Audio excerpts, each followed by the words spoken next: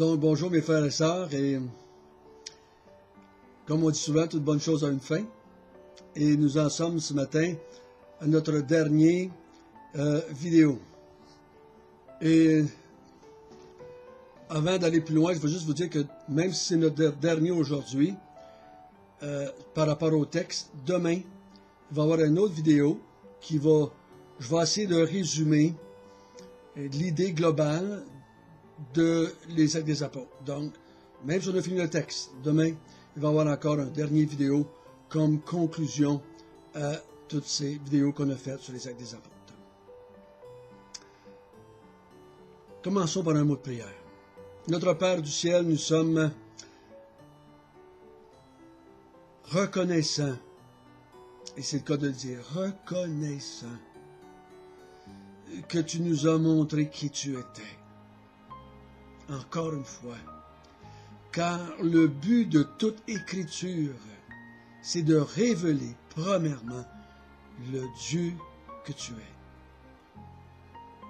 es. Et d'avoir survolé les Actes des Apôtres avec les frères et sœurs, ça a été pour moi un privilège de te rencontrer, un privilège de mieux te voir à l'œuvre dans cette première génération de chrétiens. Nous te demandons que tu nous donnes la grâce de terminer en beauté, encore une fois en parlant de toi, mon bon Père céleste. C'est au nom de Jésus que nous te prions. Amen. Nous avons vu dans les derniers chapitres que Dieu avait un plan et qu'il a accompli son plan. Et il a emmené Paul à Rome. Malgré tout ce qui aurait pu arriver, malgré toute la folie des hommes, tous les péchés des hommes, Dieu, dans sa souveraineté, dans son omnipotence, avait décrété des choses et ils se sont accomplis.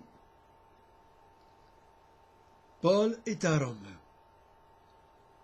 Ce n'est pas à cause de sa sainteté, ce n'est pas à cause de ses prières, ce n'est pas à cause de son obéissance qu'il est à Rome, c'est à cause du plan de Dieu qu'il est à Rome.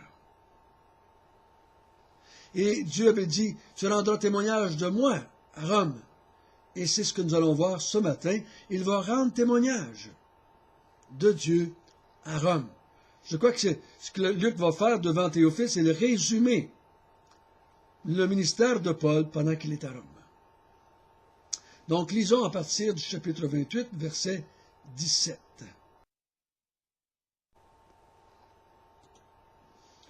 Au bout de 3 jours, Paul convoqua les principaux des Juifs, et quand ils furent réunis, il leur adressa ces paroles. « Hommes frères, sans avoir rien fait contre le peuple, ni contre les coutumes de nos pères, j'ai été mis en prison à Jérusalem et livré, là, entre les mains des Romains. Après m'avoir interrogé, ils voulaient me relâcher, parce qu'il n'y avait en moi rien qui mérite la mort. Mais les Juifs s'y opposèrent, et j'ai été forcé d'en appeler à César, n'ayant du reste aucun dessein d'accuser ma nation. Voilà pourquoi j'ai demandé à vous voir et à vous parler, car c'est à cause de l'espérance d'Israël que je porte cette chaîne. Ils lui répondirent, nous avons reçu de Judée aucune lettre à ton sujet. Il n'est venu aucun frère qui ait rapporté ou dit du mal de toi. Mais nous voudrions apprendre de toi ce que tu penses, car nous savons que cette secte rencontre partout de l'opposition. Donc, la première chose que Paul fait rendu à Rome, il est dans son logement, on lui laisse la permission d'avoir son logement et sous bonne garde. C'était la coutume, il semblerait qu'il y avait une chaîne assez longue et que le prisonnier était attaché aux soldats qui le gardaient, comme Paul dit, c'est à cause de l'espérance que je suis attaché à cette chaîne. Donc, il semblerait que c'est conforme à la coutume ou aux traditions. Donc, rendu là, dans son logement, il fait venir, il convoque les principaux des Juifs. Donc, Paul les réunit, et la première chose qu'il va faire, c'est de dire aux principaux, aux dirigeants de la nation juive à Rome, pourquoi il est là. Parce que ça va se savoir que le chef de cette secte, ou l'autorité de cette secte, Paul, est à Rome et est en prison. Donc, il veut clarifier auprès de ses concitoyens juifs, auprès de ses frères de sang, pourquoi il est là. Donc, il leur dit, je suis ici à Rome en prison parce que j'ai été accusé par les Juifs à Jérusalem de toutes sortes de méfaits, mais ils n'ont pas pu prouver rien. Et les autorités romaines voulaient me relâcher, mais les Juifs s'y ont opposés.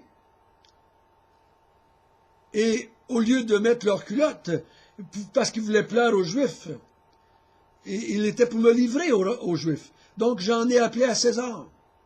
Et c'est pour ça que je me retrouve ici maintenant, à Rome, enchaîné. Mais vous pouvez constater que je ne suis pas un prisonnier ordinaire. J'ai mon propre logement, on me laisse la liberté de convoquer qui je veux. J'ai une grande liberté ici. Donc, si j'avais été un criminel, je ne serais pas ici en train de vous parler. Mais ce qui m'intéresse le plus ce matin, c'est de voir qu'est-ce qu'il va dire aux Juifs. Disons à partir du verset 23.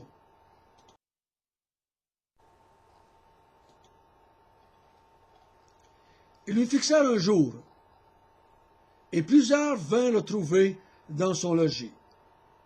Paul leur annonça le royaume de Dieu, en rendant témoignage, et en cherchant par la loi de Moïse et par les prophètes à les persuader de ce qui concerne Jésus. L'entretien dura depuis le matin jusqu'au soir. Donc Paul ou Luc résume ici cette longue conversation que Paul a eue pendant toute une journée avec les chefs juifs.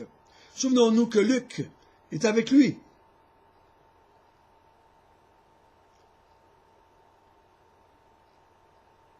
Il leur prêche, il leur annonce le royaume de Dieu. Et le royaume de Dieu, pour les Juifs, c'est pas quand ils vont mourir et aller au ciel. Le royaume de Dieu, pour les Juifs, c'était la venue du Messie, qui établissait le règne de Dieu.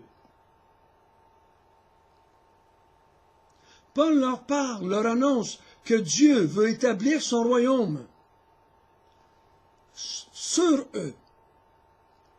Comprenez bien ceci. Il n'annonce pas le royaume de Dieu une place quand ils vont mourir, mais il leur annonce que Dieu veut établir son royaume sur eux. Parce que le règne de Dieu, c'est le règne d'un roi sur son peuple.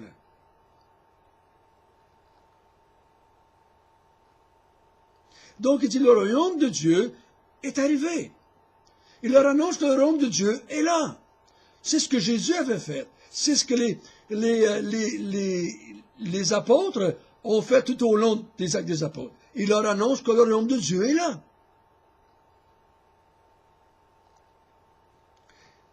C'est ce que nous devons annoncer, frère et sœurs, le royaume de Dieu. Dieu veut régner sur son peuple. Quand on dit chercher d'abord le royaume de Dieu, on n'est pas en train de dire cherchez d'abord le moyen d'aller au ciel quand vous allez mourir. C'est chercher que Dieu règne dans votre vie. Qu'il soit votre roi, votre Seigneur. Comment leur prêcher le royaume? Il va prendre deux moyens pour leur prêcher le royaume. D'abord, il va prêcher avec témoignage, en rendant témoignage. Donc, il va témoigner de ce qu'il a vu et entendu. Il va rendre témoignage de ce qu'il a entendu de Jésus dans ses apparitions que Jésus a eues envers lui. Il va rendre témoignage de ce qu'il a vécu dans sa vie, lui, en se soumettant au royaume de Dieu. Il va rendre témoignage de ce qu'il a vu autour de lui, par les apôtres, par les miracles qui se sont accomplis. Et il va aussi essayer de les convaincre que le royaume de Dieu est arrivé et été établi en utilisant les Écritures de l'Ancien Testament, Moïse et les prophètes. Et par les témoignages, par la loi de Moïse, par les prophètes, il dit, il est persuadé en ce qui concerne Jésus. Donc il dit, va essayer de les convaincre par son témoignage et par les Écritures que Jésus était le Messie qui arrivait et qui établissait le royaume de Dieu.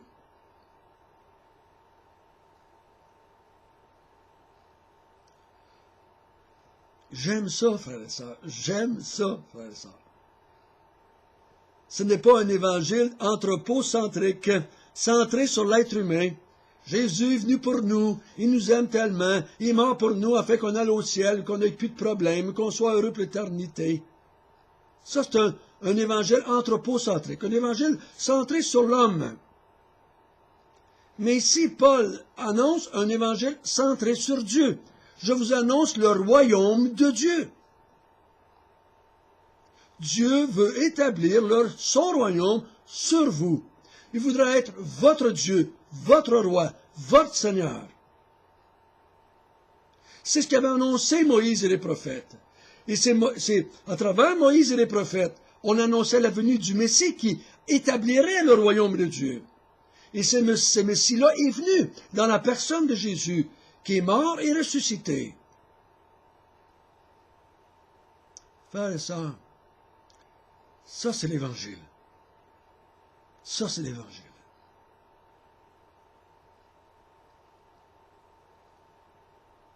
Annonçons pas un Évangile qui est là juste pour rencontrer les besoins de l'être humain, mais annonçons un Évangile qui est là pour annoncer la gloire de Dieu, pour annoncer le règne de Dieu, pour annoncer la venue du Messie qui établirait le règne de Dieu sur un peuple nouveau, composé de Juifs et de païens.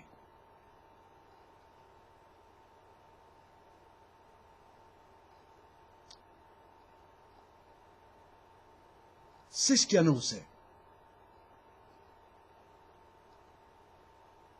Et c'est ce que Luc voudrait donc que Théophile comprenne. J'espère qu'il a compris. J'espère qu'il est certain. Maintenant, de tout ce que Luc a dit dans son évangile et dans les actes. J'espère qu'il est convaincu maintenant que ce qu'il a entendu est la vérité. Et j'espère que c'est ça qui s'est converti avant de partir. Quelle a été maintenant la réaction à ce que Paul leur a parlé pendant toute la journée? Lisons le verset 24. Les uns furent persuadés par ce qu'il disait, et les autres ne crurent point. Comme ils se retiraient en désaccord, Paul n'ajouta que ces mots. C'est avec raison que le Saint-Esprit, parlant à vos pères par le prophète Isaïe, a dit, « Va vers ce peuple et dis, vous entendrez de vos oreilles, et vous ne comprendrez point. Vous regarderez de vos yeux, et vous ne verrez point. Car le cœur de ce peuple est devenu insensible. Ils ont endurci leurs oreilles.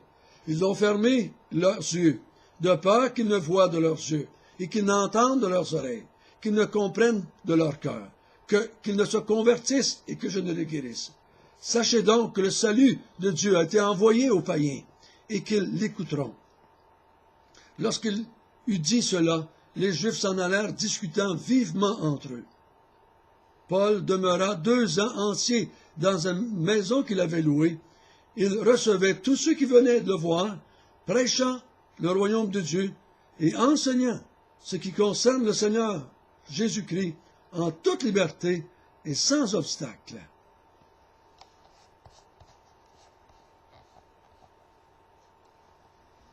Donc, comme dans tout le restant des actes des apôtres, il y a eu 2 réactions. Il y en a qui sont persuadés, il y en a qui sont convaincus que ce que Paul dit est vrai, d'autres le rejettent. Et c'est ce qui arrive toujours. Certains croient, d'autres rejettent. Et Paul leur dit, à partir de maintenant, vous que vous rejetez, l'Évangile va être annoncé aux païens dans le monde entier, et ils vont l'accepter. Et l'histoire est là pour nous dire que des millions et des millions de non-juifs qui se sont convertis à travers l'histoire de l'Église. Beaucoup plus de païens que de juifs se sont convertis. Ils l'ont rejeté. Et Luc termine en disant, il est resté là 2 ans dans une maison, il a prêché l'Évangile sans obstacle. Qu'est-ce qu'il annonce? Il prêche le royaume de Dieu, verset 31 encore une fois. C'est ce qu'il continue à faire. Il prêche le royaume de Dieu en enseignant ce qui concerne Jésus-Christ. Ne prêchons pas Jésus-Christ sans annoncer le royaume de Dieu. Si vous annoncez Jésus-Christ sans le royaume de Dieu, vous annoncez un évangile qui est là juste pour rencontrer les petits besoins de l'être humain qui a peur d'aller en enfer. Je crois que c'est pour ça qu'il y a tant de personnes qui se disent croyantes, qui ne savent pas quoi faire de leur vie chrétienne, parce qu'ils ont accepté le Seigneur dans leur vie pour aller au ciel. C'est tout ce qu'ils voulaient, aller au ciel. Au lieu de se convertir à Dieu pour le servir, pour sa gloire, pour le faire connaître, pour le glorifier, l'exalter, ici et pour l'éternité. C'est ça l'Évangile.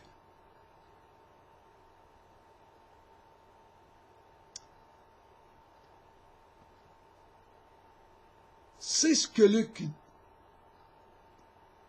dit en terminant à Théophile. L'Évangile qui a été prêché pendant toutes ces années, 30 ou 40 ans, là, c'est un Évangile qui prêchait l'arrivée du royaume de Dieu dans la personne de Jésus-Christ, ou par la personne de Jésus-Christ, ou en la personne de Jésus-Christ. Dieu règne maintenant sur un nouveau peuple. Il l'a démontré.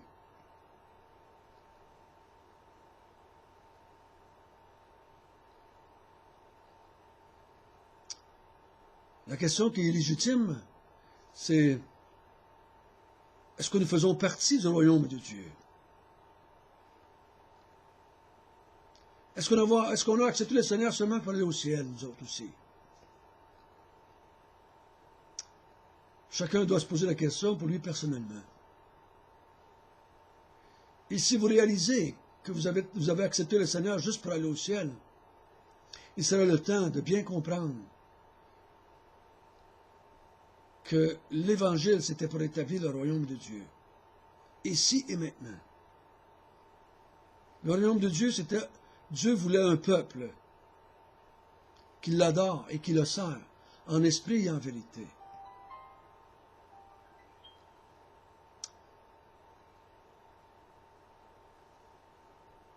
Le Seigneur nous a permis de le voir à l'œuvre pendant ces 28 chapitres-là. Et personnellement, pour moi, j'étais convaincu encore plus que jamais que c'est Dieu qui bâtit son Église.